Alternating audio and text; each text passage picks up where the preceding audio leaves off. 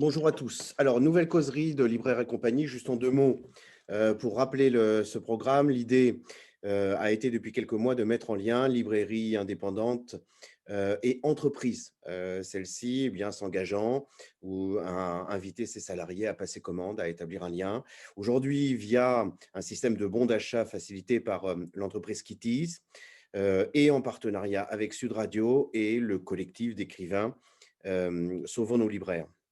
Donc aujourd'hui, on franchit les portes du très très beau département de Haute-Loire, euh, dans la librairie La Boîte à Soleil, pour y retrouver Sandrine et y retrouver également Pierre-Henri Tavoyot. Alors, Sandrine, en quelques mots, comment vous avez vécu cette période? Comment ça se présente? Comment se présentent les semaines à venir? Enfin bref, quel a été le vécu de ces derniers jours? Alors, les derniers jours sont intenses parce que depuis novembre, nous, on a un regain d'activité assez incroyable. D'abord en retrait de commande en novembre et puis là en présentiel avec un flux de gens et de clients assez incroyable. Donc, c'est fou. Je crois que c'est le seul mot qu'on puisse utiliser. Tant mieux, hein, on ne va pas s'en plaindre. C'est un petit peu compliqué à gérer parce qu'on n'était pas prêt pour ce genre d'activité dès le début du mois de décembre. Mais on va pas, voilà, c'est super. Les gens viennent, nous font confiance, on en rencontre des nouveaux, on suit les anciens. Donc, nous, on va dire que c'est plutôt positif. Pierre-Henri Après, sur Tavoyot? ce qui va arriver, je ne peux pas vous dire. Oui. Pierre-Henri Tavoyot, c'est vous-même qui avez souhaité qu'on fasse cette petite causerie avec la librairie La Boîte à Soleil. Vous y avez des attaches particulières, en tout cas pour ce qui est de la région?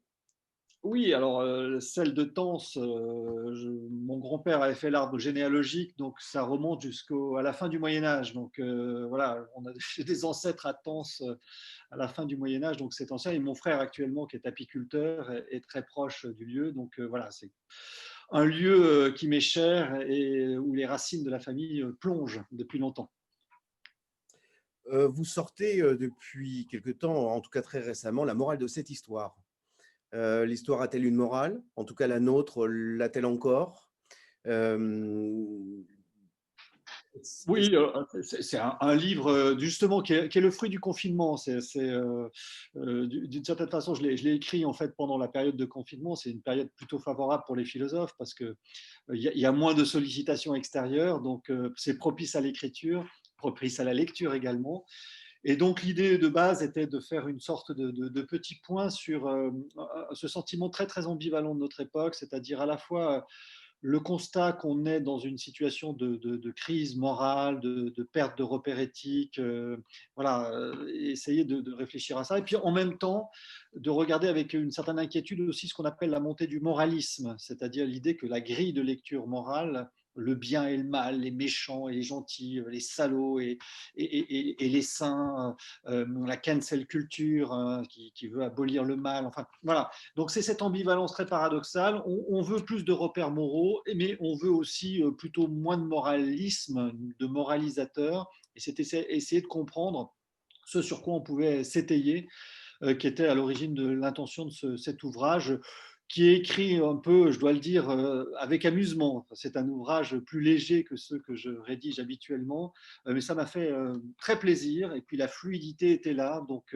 voilà, l'exergue de cet ouvrage, c'est une phrase de Lucien Gerfagnon, philosophe que j'aime beaucoup, et qui dit on n'a pas le droit d'emmerder un lecteur qui ne nous a rien fait. Voilà, et j'ai toujours ce petit fil conducteur en tête.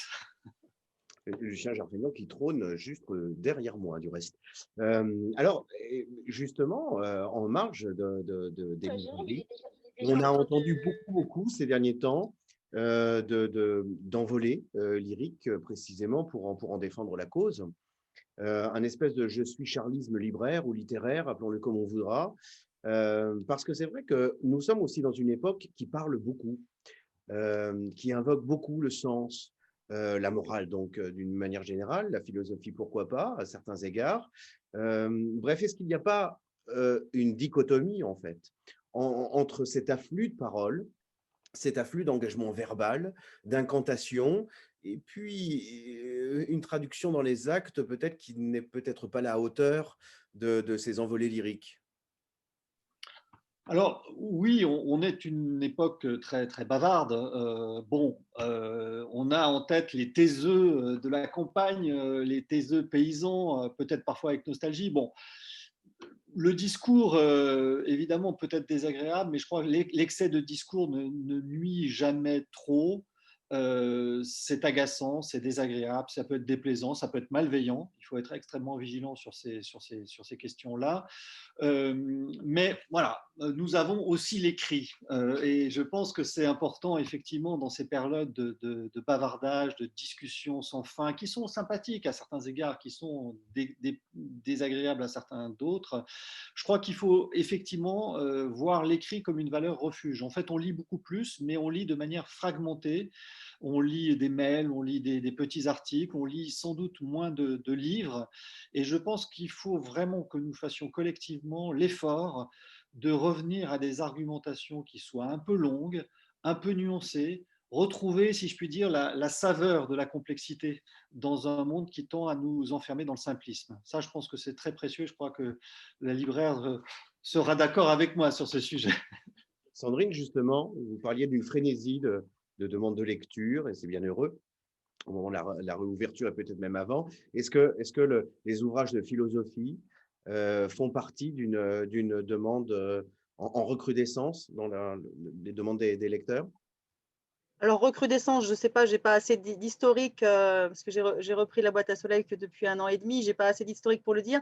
Par contre, c'est vrai qu'il y a une vraie tendance à vouloir lire des ouvrages, alors philosophiques ou on dit un peu développement personnel ou développement durable, parce qu'en fait, tout se rejoint dans une recherche d'un monde un peu différent, un peu meilleur. Tous les discours dont on parle enfin, depuis mars, tous ces discours qu'on peut entendre sur il faut que ça change, il faut. Donc, les gens sont en attente de ça. Là où je vous rejoins, c'est que c'est beaucoup de discours, beaucoup de paroles. Dans les faits, j'attends de voir. J'attends de voir si on va vraiment prendre en main les choses. Donc, les livres, c'est bien, mais après, il faudrait que ça donne l'occasion après de pouvoir mettre en place des choses qui changent vraiment. Mais il y a effectivement cette attente de trouver dans les livres. Alors, soit on a ceux qui veulent des choses légères parce qu'ils n'en peuvent plus de cette lourdeur depuis mars, soit des gens qui veulent vraiment voir des gens qui réfléchissent et qui trouvent des arguments après ou pas, ou contredisent, enfin, c'est un moyen de se positionner en tout cas sur des choses de comment on peut faire autrement, sous-entendu mieux, si j'espère en tout cas. Mais voilà, comment on peut faire autrement. Et donc, je pense qu'effectivement, il y a cette recherche-là. Luc Ferry a dit à plusieurs égards qu'on n'a plus ou plus de la même façon les religions, la référence à la nation ou aux idéologies pour se situer d'un point de vue moral aussi dans la société. Est-ce que d'autres choses ont pris le relais par rapport à ces trois sphères de repères? Oui, on peut présenter les choses de nombreuses façons, mais il est clair que nous sommes dans une situation où très paradoxal. En fait, quand on y réfléchit, les principes éthiques restent extrêmement clairs. Et quand on dit qu'il y a une perte de repères, en fait, c'est pas une perte de repères. Les principes éthiques restent clairs. Pour aller à l'essentiel, ne fais pas à autrui ce que tu ne voudrais pas qu'autrui te fasse. Ne laisse pas faire à autrui ce que tu ne voudrais pas qu'on fasse à toi et tes proches. Et si possible, ça c'est le top, fais à autrui ce que tu voudrais qu'on te fasse à toi ou à tes proches. Donc en fait, les principes moraux sont clairs. Ils n'ont pas changé d'une virgule depuis à peu près 5000 ans, mais il y a trois choses qui ont changé malgré tout sur la base de ces principes très clairs. Première chose, c'est que les fondements de ces principes sont effectivement devenus incertains. D'où ils viennent? On a longtemps pensé qu'ils venaient des ancêtres, de la nature ou de la divinité. Aujourd'hui, il faut bien admettre que ces principes, ils viennent que de nous, et c'est très difficile d'obéir à des principes qui ne viennent que de nous. Ça, c'est la première difficulté. Deuxième difficulté, ces principes, comme le disait Sandrine tout à l'instant, ça s'applique à de nouveaux domaines sur lesquels la tradition n'a pas grand-chose à nous dire. L'environnement, le bricolage du vivant, l'intelligence artificielle, autant de domaines qui sont des territoires, des terres inconnues de l'éthique, où on a le sentiment que la science et la technique va plus vite que les règles et que la réflexion humaine. Donc on est un peu effrayé. Et puis troisièmement, grande question, c'est fais à autrui, ne fais pas à autrui ou ne laisse pas faire à autrui. La question essentielle, c'est qui est autrui? Et aujourd'hui, on a des incertitudes. Est-ce que c'est simplement les humains? Est-ce que c'est les animaux? Est-ce que c'est les robots? Est-ce que c'est les générations futures? Est-ce que c'est les morts du passé? Est-ce que, voilà, il y a une extension du domaine de l'autrui, si je puis dire, qui nous déstabilise assez largement. Et donc voilà, le sentiment de crise, c'est ces nouveaux territoires de l'éthique, ces nouvelles questions sur la base de principes qui sont, eux, toujours très solides, très clairs, et auxquels on peut toujours se ramener. Donc c'est une situation où à la fois vertigineuse et en fait assez solide, parce que finalement, nous sommes tous convaincus que c'est en l'homme lui-même, entre les humains eux-mêmes, de bonne volonté, consentants, adultes, bien que les solutions doivent être cherchées. Il ne faut pas attendre des solutions miracles ou des lapins qu'on sort de notre chapeau en matière d'éthique. Il vaut mieux d'ailleurs. Le temps est compté, Sandrine, et j'imagine que vous allez rouvrir la librairie dans quelques minutes. On aura peut-être l'occasion, vous l'évoquiez avant qu'on ne démarre, d'organiser pour le coup, quand les conditions le permettront, un événement dans la librairie, d'y raccrocher une entreprise, je l'espère. Un petit mot en conclusion, je me permettrai de cette causerie. Je le disais avec Luc Ferry il y a 2 semaines, on a cette chance en France d'avoir aujourd'hui des auteurs et des professeurs, puisque Pierre-Henri Tavoyot est professeur à la Sorbonne, qui sortent de ce mauvais réflexe. Il y a eu peut-être dans les années 70-80 d'intellectuels, de professeurs ou d'auteurs qui s'évertuaient à conserver une distance très éloignée avec leurs lecteurs, et un certain snobisme, obscurantisme, en se gardant bien d'avoir des succès littéraires et des succès de vente. C'était une sorte d'insulte d'avoir des succès de vente. Pour le coup, Pierre-Henri Tavoyot, vous parlez tout à l'heure de légèreté dans le style que vous avez adopté pour cet ouvrage. Je ne sais pas si c'est de la légèreté, mais en tout cas, une formidable possibilité de compréhension et de lecture de notre société avec votre ouvrage, qui effectivement ne renie pas la simplicité, la petite simplicité qu'avait ce vieux bonhomme Gerfagnon, tout érudit qu'il soit, et qui visait à vouloir se coucher moins tartemol chaque soir. Eh bien, en lisant votre ouvrage, je pense qu'on se couche formidablement moins tartemol, sans être embêté, comme vous le disiez aussi, parce que c'était un autre de ses objectifs. Mille merci à tous les deux. Et puis, j'espère Merci. qu'on aura l'occasion de se retrouver très, très prochainement pour peut-être une séance de dédicace de la morale de cette histoire. On s'y En engage. vrai. En vrai. Ça marche. Avec Au plaisir. revoir, À merci. bientôt. Au revoir. Au revoir.